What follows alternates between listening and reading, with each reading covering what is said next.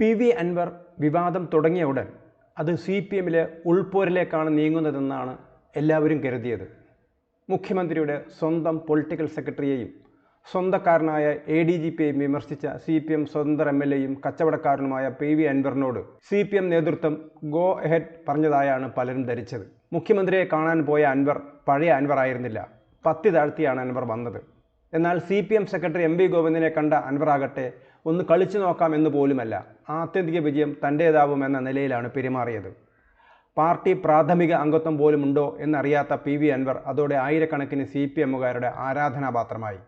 തങ്ങൾ വിയർപ്പൊഴുക്കി വളർത്തിയ പ്രസ്ഥാനം ചിലർ അമ്മാനമാടുമ്പോൾ, കൊള്ളക്കാരുടെയും ധനാഢ്യന്മാരുടെയും അഴിമതിക്കാരുടെയും പാർട്ടിയായപ്പോൾ ധൈര്യത്തോടെ ഒന്ന് ചോദിക്കാൻ ആരെങ്കിലും ഉണ്ടല്ലോ എന്ന ആശ്വാസമായിരുന്നു പല CPM അണികൾക്കും.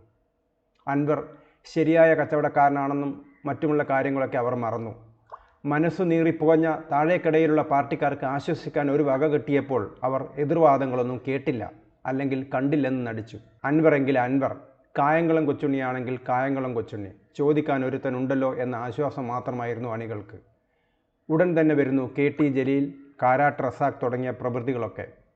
ഇവർക്കൊക്കെ കോമണായി എന്താണുള്ളതെന്ന് പ്രേക്ഷകർ ചിന്തിച്ചാൽ മതി. ഓരോരുത്തർക്കും അവരുടെ രീതിയിൽ ചിന്തിക്കാം. ഇപ്പോൾ കാര്യങ്ങൾ ആകെ മാറി മറിയുകയാണ്.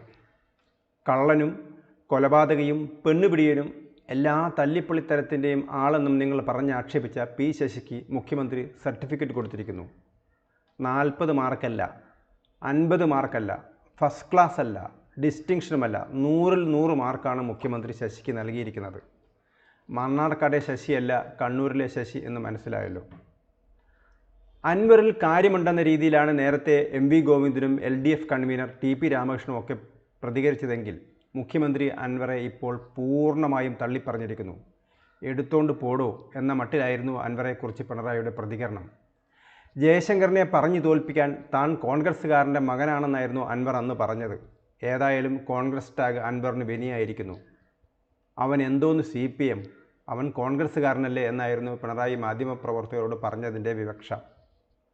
ഇതോടെ നമ്മുടെ ജലീൽ സാഹിബ് പേടിച്ച് വിരണ്ടുപോയി. കാരാട്ട് റസാഖിൻ്റെ കാര്യം അറിയില്ല. അൻവർ കോൺഗ്രസ് അല്ലേ എന്ന് പറഞ്ഞ പിണറായി ഇനി ജലീൽ സിമിയല്ലേ എന്നെങ്കിലും പറഞ്ഞാലോ എന്ന ഭയമാണ് ജലീലിന്.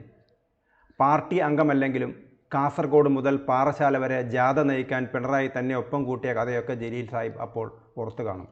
ഇതിൽ നിന്നെല്ലാം എന്താണ് മനസ്സിലാക്കേണ്ടത്? മുസ്ലിം പ്രീണനത്തിൽ നിന്ന് CPM പ്ലേറ്റ് മാറ്റുമോ? ഇത്തവണ ആറ്റിങ്ങലിലും കായംകുളത്തുമൊക്കെ CPM കോട്ടകളിലുണ്ടായ വിള്ളൽ അവരെ ഞെട്ടിച്ചിട്ടുണ്ട്. കേന്ദ്ര സർക്കാർ നിരോധിച്ച PFIക്കാർ CPM കേന്ദ്രങ്ങളിലെല്ലാം നുഴഞ്ഞു കയറിയിട്ടുണ്ടെന്നാണ് ആക്ഷേപം. കഴിഞ്ഞ ദിവസവും പത്തനംതിട്ടയിൽ CPMൻ്റെ ഒരു ബ്രാഞ്ച് സെക്രട്ടറിയായി തിരഞ്ഞെടുക്കപ്പെട്ടത് നിയമസഭാ തെരഞ്ഞെടുപ്പിൽ SDPI സ്ഥാനാർത്ഥിയായി മത്സരിച്ച ആളാണെന്ന് പത്രത്തിലൊക്കെ വന്നു കഴിഞ്ഞു. ആലപ്പുഴ ജില്ലയിൽ നിന്നുള്ള ഒരു CPM MLA പോലും അക്കൂട്ടത്തിൽപ്പെട്ട ആളാണെന്ന വിമർശനം നേരിട്ടതാണ്. ഇതെല്ലാം ഒന്ന് നേരെയാക്കണമെങ്കിൽ ഒന്ന് കളം മാറ്റി ചവിട്ടിയാലോ എന്ന് CPM ആലോചിക്കുകയാണോ? അമിതമായ മുസ്ലിം പ്രീണനം അവസാനിപ്പിക്കാൻ CPM ആലോചിക്കുന്നുണ്ടോ? കുറച്ചു കാലമായി നടന്ന ട്രാക്കിൽ നിന്നും മാറ്റിപ്പിടിക്കുന്നുണ്ടോ? 2016ലെയും 2021ലെയും തെരഞ്ഞെടുപ്പിൽ മുസ്ലിം വോട്ടാണ് CPMനെ വിജയിപ്പിച്ചത്. KT ജലീൽ, കാരാട്ട് റസാഖ്, PT റഹീം, അബ്ദുറഹിമാൻ, അൻവർ, അങ്ങനെ മുസ്ലിം ബിസിനസ്സുകാരൊക്കെ സ്വതന്ത്ര ലേബലിൽ CPM MLAമാരായി. താനൂരിലും തവനൂരിലും കുന്നമംഗലത്തും നിലമ്പൂരിലുമൊക്കെ CPMന് ജയിക്കാൻ കഴിഞ്ഞു. പണ്ട് ശരീഅത്തിനെ എതിർത്ത CPM അതിൻ്റെ വക്താവായി. 2 കെട്ടും 3 കെട്ടും EMS ഡോളയും കെട്ടും എന്ന് പറഞ്ഞതൊക്കെ CPM മറന്നുപോയി. ഏകീകൃത സിവിൽ നിയമത്തിന് വേണ്ടി വാദിച്ചവർ അതിൻ്റെ വക്താക്കളായി. അമ്പലത്തിൽ പോയി തൊഴുതാൽ പാർട്ടി നടപടി നേരിടുന്ന അംഗങ്ങളുള്ള പാർട്ടി നേതാക്കന്മാർ ഉംറയ്ക്കും ഹജ്ജിനും ക്യൂ നിന്നു. ഇസ്രയേലിൽ ഒക്ടോബർ 7 ഹമാസ് നടത്തിയ ക്രൂരതകളെ ന്യായീകരിക്കാൻ CPM മുസ്ലിം സംഘടനകളുമായി മത്സരിക്കുകയായിരുന്നു. എന്നിട്ടും 2024 ലോക്സഭാ തെരഞ്ഞെടുപ്പിൽ മുസ്ലിങ്ങൾ CPMനെ കൈയൊഴിഞ്ഞു. അമിതമായ മുസ്ലിം പ്രീണനം ക്രിസ്ത്യൻ ന്യൂനപക്ഷത്തെയും പാർട്ടിയിൽ നകറ്റുന്നു എന്ന് അവർ മനസ്സിലാക്കി. പാർട്ടിയുടെ ശക്തി കേന്ദ്രമായ ഹിന്ദു പിന്നാക്ക വിഭാഗക്കാർ പതുക്കെ സംഘപരിവാർ പാളയത്തിലേക്ക് പോകുന്നു. ഇനി മുസ്ലിം പ്രീണനത്തിന് ഒരു ബ്രേക്കിട്ട് ഗിയർ ഒന്ന് മാറ്റി ചവിട്ടിയാലോ എന്നാണ് CPM ആലോചിക്കുന്നത്. അല്ലാതെ ഗോവിന്ദനും പിണറായിയും തമ്മിലുള്ള അടിയൊന്നുമല്ല ഇത്. സുന്നികളിൽ ബ്രാഞ്ച് തുടങ്ങിയത് കൊണ്ടൊന്നും കാര്യമുണ്ടാകില്ലെന്നും തൽക്കാലം ചില ഹാജിയാർമാരും കുട്ടിത്തങ്ങൾമാരുമൊക്കെ കൂടെ നിന്നാലും പരമ്പരാഗത വോട്ടുകൾ നഷ്ടപ്പെടുമെന്നും CPMന് മനസ്സിലായി കഴിഞ്ഞിരിക്കുന്നു. നമുക്ക് ഇനി വരുന്നിടത്ത് വെച്ച് കാണാം.